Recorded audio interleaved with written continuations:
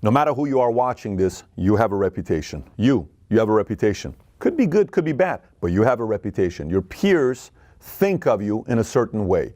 Your family thinks of you of a certain way.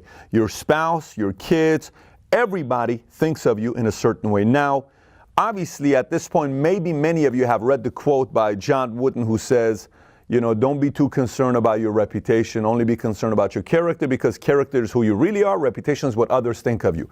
It's a nice statement to say, and I've seen a lot of people hide behind it because they'll say, I don't care what people think about my reputation, it's my character. I don't care what other people say about me, it's my character. The reality is, your reputation is like your credit score, and everyone's got one. If you don't pay your bills on time, you got a bad credit. If you keep saying you're going to do something and you don't, you got a bad reputation. If you keep saying things you're going to do and you do, you got a good reputation. If you keep buying cars and homes and you pay them off, you got a good credit score. Nothing changes. So here's my point to you about these times. What does this have to do with today? Everything. 41 million people have applied for unemployment. Highest ever in the history of America. Unemployment is around 30%. Amongst people that work, 1 out of 4 people are applying for unemployment right now. 1 out of 4 people today, minimum, don't have a job. 1 out of 4. That's a big number. It's not a small number we're talking about. 41 million. So why is this a good opportunity for your reputation? Here's why. Slowly we're going back to normal. Everybody's calling the new normal this, the new normal that, but slowly we're going back to normal. While we're going back to normal, if there's ever been a time to change your reputation and regain respect in the marketplace with a new reputation, it's today. Here's what I mean. There are 3 different types of people in life. 3 types. In any business, in any endeavor, there's 3 different types. There are the lead dogs, then there's the responders, then there are the late bloomers. Let me explain to you how this works. The lead dog is a person that sits there and says, you know what, everybody else is doing this, everybody's trying to go back to, you know, work life, you know, back to normal, career, business, job, whatever it is, all these 41 million people.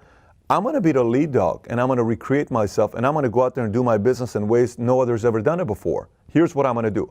I'm going to go and be confident and have a lot of courage while everybody else still kind of playing like, oh my gosh, let me see what everybody else does before I move my next. I'm taking a lead. I don't care what everybody else is doing. I'm taking the lead because I'm the lead dog of my family, of my business, of my company, of my industry. You choose that. Then when the lead dog takes the lead, guess who else comes next? All the responders. Here's what the responders do. Did you see what the other person went? He went to work, and the other guys that closed restaurants, he opened his restaurants 4 weeks before, and did you see the other guys weren't wearing masks at his restaurants? They were masks, and these guys don't wear masks at it. And you see, everybody then responds to the lead dog. The lead dog gets the biggest criticism. The lead dog has the biggest risk. The lead dog is the one that gets the attention because you could be wrong as a lead dog. The lead dog could make a decision that maybe won't work in your favor, but you are the lead dog. The glory and the hate comes at the price of being the lead dog, and the lead dog is the one that everybody talks about. Then comes the safe people, which is the responders, who respond to a lead dog. Then it's the late bloomers who kind of sit there and say, well, you know, my unemployment checks kind of stops August 31st. I'm just going to go till the very end, and then I'll start applying for a job. August 16th is what I'm going to do. Why would I go to work if the government's giving me free money? I don't need to apply for a job. I'll go back to work September 1st when they stop paying me my unemployment. If you're in that community, you're the late bloomer. Things are not going to change in your life, unfortunately. You're always going to be the person that comes late, and life's typically going to be tough for you, and ain't nothing going to change unless if you change today. My challenge to all of you watching this is if you're a late bloomer, become a responder. If you're somebody that typically is a responder, challenge yourself to be a lead dog.